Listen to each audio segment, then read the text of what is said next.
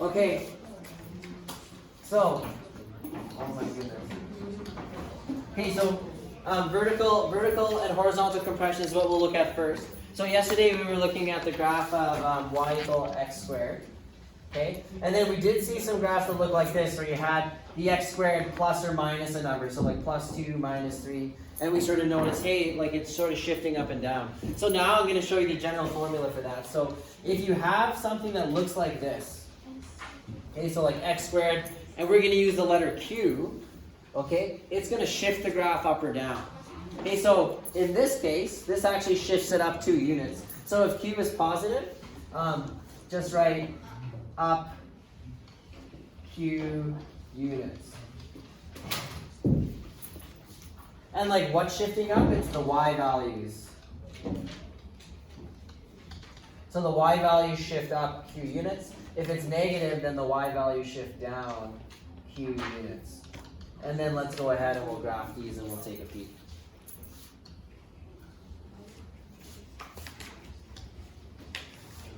So we'll start with our base graph, like y equal x squared is our base graph. On that one you'll get really good at drawing, so it goes at 0, 0, and then it has negative 1, 1, 1, 1. What's the point over here? If x is negative 2, then we get 4. So we'll do that many points. I'll do my best to do a sketch. Okay, so there's y equals x squared. Now, I guess in a different color, I'll do it in blue. In blue, I'll do this one here. So x squared plus 2. So let's just quickly think about it if I make a quick table of values. If I plug in 0, I would get positive 2, right? Mm-hmm. So that's this point here. This point shifts up 2 units.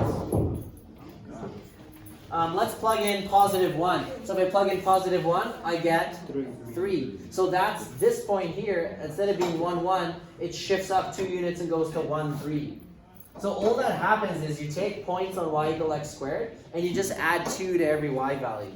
Okay? So you'll be able to sketch this fairly quickly because you know this graph and you're like, oh, just move everything up by 2. So this point goes up by 2. This point goes up by 2. This point goes up by 2. And label it y equal x squared plus 2. Okay? So that's called a vertical shift. Because I guess vertical is up and down and it's shifting either up or down. Different color again. By the way, if you have different colors to bring to class or highlighters, it can really help in general. So I'm going to do this one in green. So the pattern is, okay, well, if this shifts it up by 2, this should shift it down by 3. Do you guys agree? Yeah? And we can quickly check. So like, let's check an easy point like x equals 0. So do we get negative 3 like we expect? Yeah? Right, so it's like this point here shifts down 3 units. Okay, we'll check one more. Let's check x equal 1. So if I plug in 1, I get 1 minus 3, so I get negative 2. So I would be here. Let's see. If I take this point and shift down 3 units, 1, 2, 3, I land in the same spot. So that's all that's happening. So just take every point, shift down 3 units. 1, 2, 3. So there's that one. And then this one, 1, 2, 3. And then this one, 1, 2, 3. There. We won't bother calculating the x-intercepts, we'll just kind of approximate them. Here we go. And you can label it y equals x squared minus 3. So that's a vertical shift. So all throughout the unit, we'll be working with vertical shifts, okay? The next thing I'm going to show you is a horizontal shift. So that's going to be shifting the graph either left or right. And that one's a little bit trickier, so let's just take a peek here. So for a horizontal shift, let's sketch the graphs first this time. Okay, so I'll resketch y equal x squared, and then we'll try doing this. You'll notice one thing right away: the horizontal shift is in the brackets. Okay, so when it's on the x squared variable, so in the brackets with the x, then you know that it'll be some kind of horizontal shift. Whereas the vertical shift, you'll notice is it's not in the x squared; it's kind of outside as a constant term or something. Okay. So this one we'll just resketch. So we'll go 0, 0, 1, 1, negative 1, 1, 2, 4, and negative 2, 4.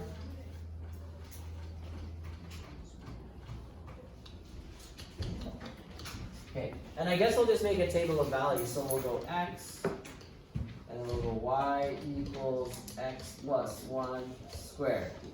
So let's pick these points that we did before and see what happens. So if I plug in 0, what do I get? I get 0, so I get 1 squared, or 1? Okay. So that means that this point here shifts over to here, to 0, 1. Okay. If I plug in 1, I get 1 plus 1 squared, so I get 2 squared, or 4. Okay, so when x is 1, ooh, my bad. What have I done? Oh my god. Sorry, I graphed the wrong point the first time. You guys forgive me? Right here? Yeah? You guys forgive me? What did you do? Well, it should have been... Oh, y is 1. Yeah, y is 1. Yeah, yeah. Okay. Okay, so sorry, I'll back up. And we'll go 0 for x and 1 for y. Okay, perfect. So when I plug in 1 for x, I get 4 for y. I'm just going to double check. So then I go over here, 1, and I go up to 4. Okay, let's plug in negative 1. So I get 0 squared, which is 0. So when x is negative 1, y is 0. So we're on the x-axis right there. Okay, we'll plug in x equal 2. So 2 plus 1 squared is 9. Yeah? Everyone cool with that? Cool like nice. Okay. So when x is 2, we jump up to 9. My board is really off. Let me try again.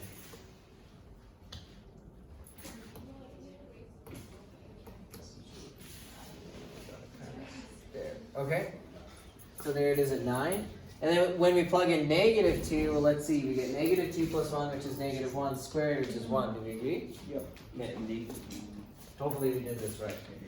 So x is negative 2, y is 1. Okay. I would need, could we use symmetry? Is this the vertex? Yes. If this is the vertex, and we go over 1, 2, 3, and then up 9, we can do the same thing on the other side. So you can go 1, 2, 3, and up 9, and there would be the corresponding point because of the symmetry. Okay? We can double check if you plug in negative 3 for x. Do we get 9 for y? What do you guys? Negative 3. No, we don't. What? No, we negative get 4. which makes sense. Oh, did I make a mistake? Yeah. Oh, because I looked at the wrong freaking point. 1, 2, 3. Should be 1, 2, 3. Oh! Is that the right point? Oh, no, because this is 1, 2. This is negative 4. Sorry, I should be plugging in negative 4 here. Yeah. Not B. So we'll double check. If I plug in negative 4, do I get 9? Yes. Yes. Okay, good. So we can connect the dots. So the y values can never be negative because it's squared. I suppose you'll never get a negative y value, nope. Now I wonder, this point is a point on the graph. When we plug in negative 3, we get 4. So look at the original graph. Look at the red graph. Can you make an easy generalization of what happened here? Shifted over. What points moved one to the left? The x. The x values. Okay? So it seems, Why is it x? let's write it over here.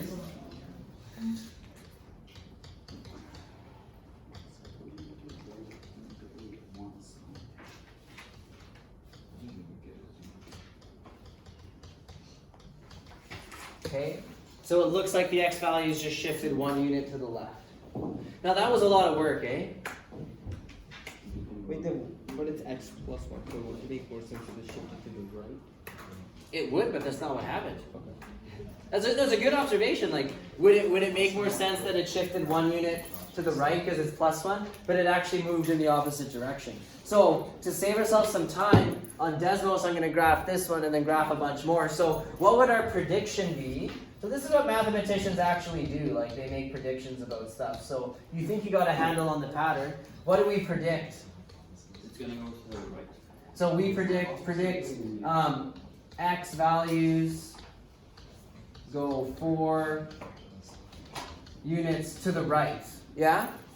That would be about, it seems like it goes in the opposite direction. So if I started with x squared, I would expect this point to move over to 1, 2, 3, 4 to here. This one to go 1, 2, 3, 4. Let's check on Desmos just to save ourselves some time. And then we can sketch it if that's the case. Let's see. And we can do a bunch more.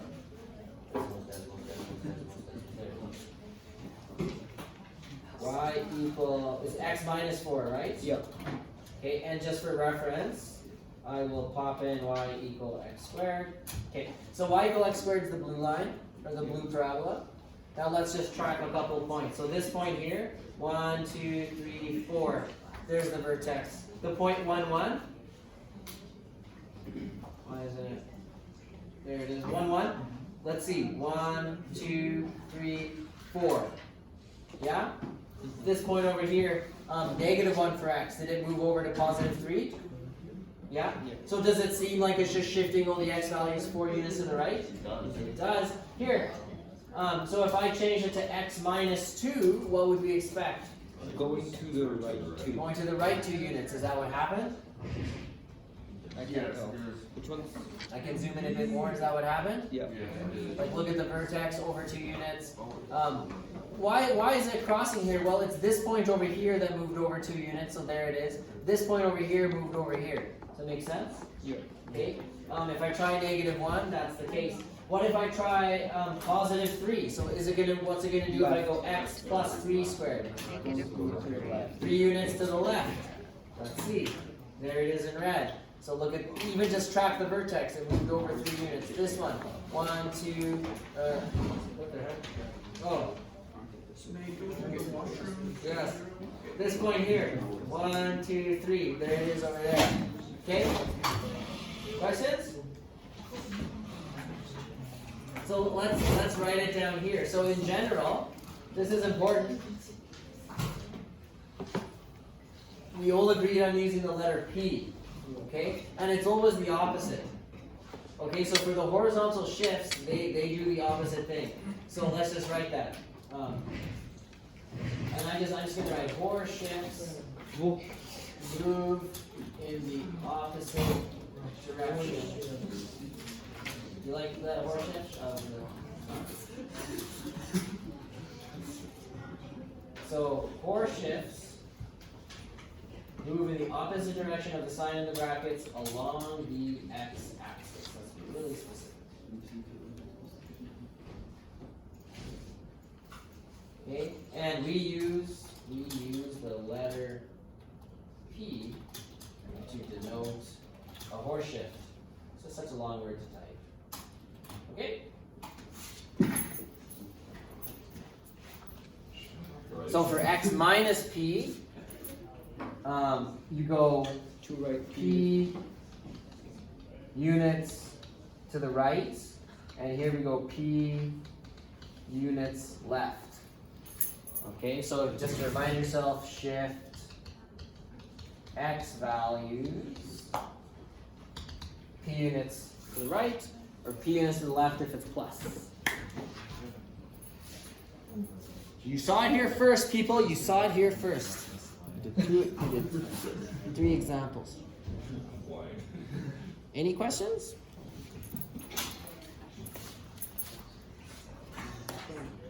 Okay, we just got one more topic. We got 15 minutes, should be able to do it. So we're going to look at stretches and compressions. This is, well, it is what it is. I'm probably just going to do a bunch of stuff on Desmos, okay? To save some time. Okay? So I'm just gonna sit at the computer and we're gonna do our examples on Desmos. Yeah, if you have to, yeah. Okay? They're ready? Yes, sir. I can leave this up for just one more moment. We need to get you a Hawaii t-shirt. I need to wash my white shirt. So I gotta wash whites with whites. I don't have a lot of white stuff. So I gotta wash my white shirt with the flowers and wear my red pants. Red pants are very on trend right now, aren't they? No? Yeah? Hey, Chen, what do you think? Red pants? No, Derek will not wear.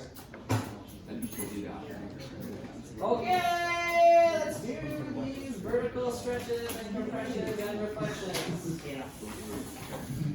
Okay, so the value of A, what we're talking about again, is in the trinomial, the general form. By the way, we are sort of building up to this equation. So we're giving it to you in pieces. What was the thing in the brackets? The letter in the brackets for horizontal shift? P.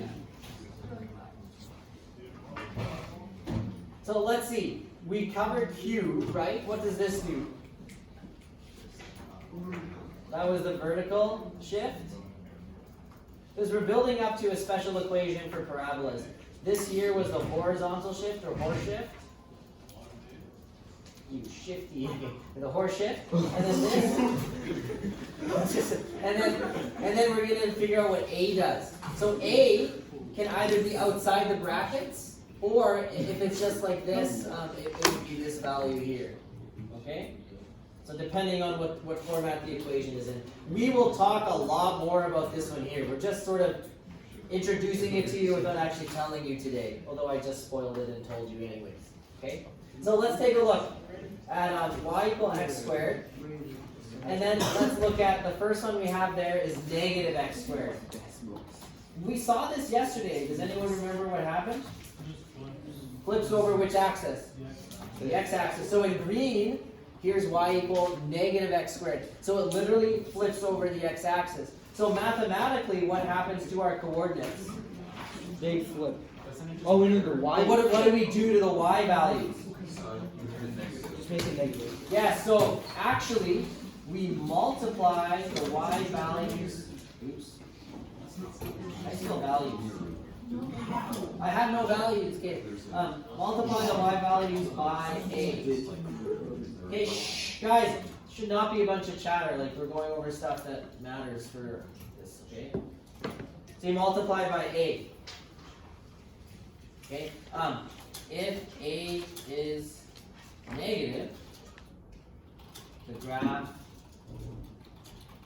will flip over the x-axis. So it's almost the opposite. You multiply the y values by -1, it flips them over the x-axis.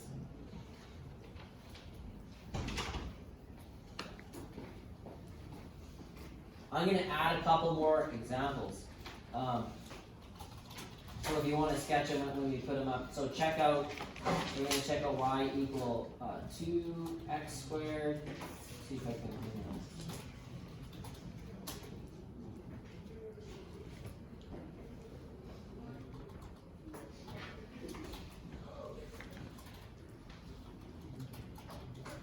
there, we'll check those two out.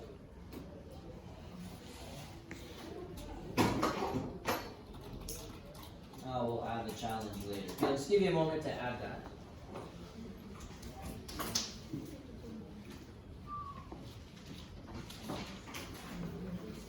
Did everybody have a chance just to write it down? Mm-hmm. Excellent, excellent. So let's check out what happens when we go y equal 2x squared. So, there's y equal x squared. So in green, here's 2x squared. In green. It may be not obvious what's happening, so hang on. There's 3x squared. Oh, it's getting there. 4, you guys seeing it? 6x squared. Here's y equal 10x squared. Let's just start going up by factors of 10. 100, 1,000. So what's happening? Coming that line. And we're going backwards now, so there's 100x squared, 10x squared, 1x squared, 2x squared, 3x squared, 4, 5. So how would you describe it? It's making the graph Tighter. tighter, more narrow. More compressed. Yes, and in math we say it's a compression. So it's like, it's like DeViro's flexing, and he's like, he squishes it together. Okay? That's compression. Takes a lot of pec strength, right, Cody? Doesn't care. Okay, so let's write it like this. So, observation.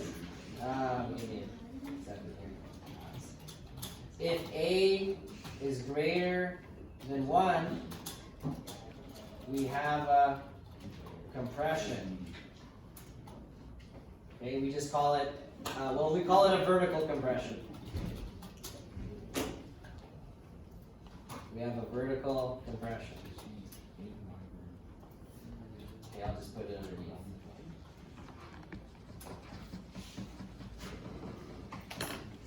That's what I changed, okay? So, if A is greater than 1, we have a vertical compression, and we say by a factor of whatever A is.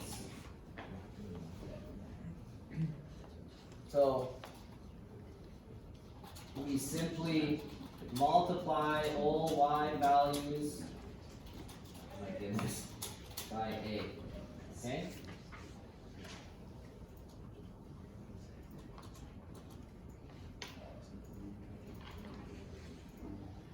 So at the end of the day, like your A value, you just multiply your y values by A. Okay, but then in grade 12, we start making, and even in grade 11, we start making a lot of distinctions like A, you know, if A is greater than 1, it's called a vertical compression. But at the end of the day, you always just take whatever A is and you multiply all your y values by that. Okay? If it happens to be, I'll ask you a challenge question in a moment.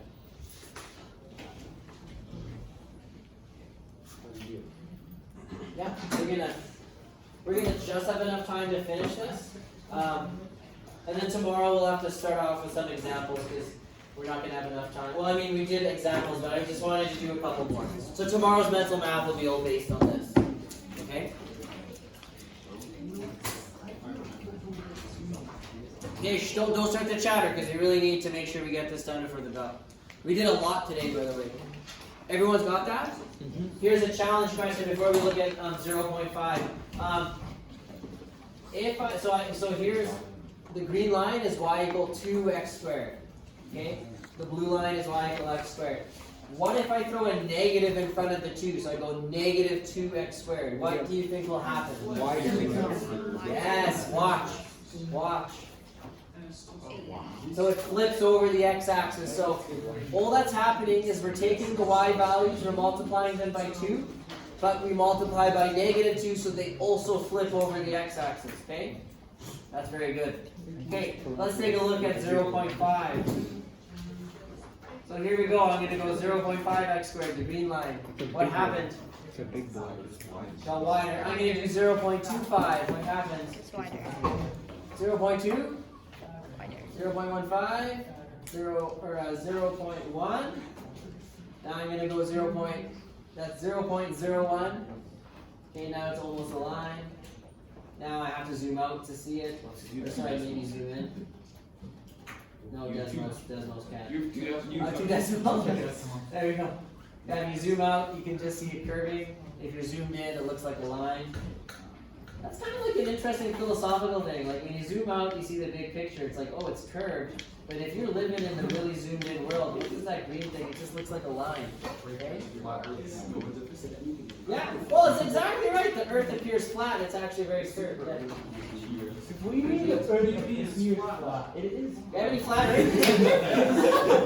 I love flat earthers. They're the funnest people about this. They are. They have a point. They have a point. They haven't seen it, but you can. Anyways, I love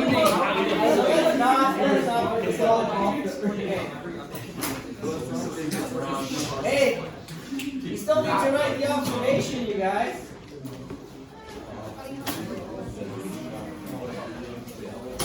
Don't pack up yet. We still got 3 minutes.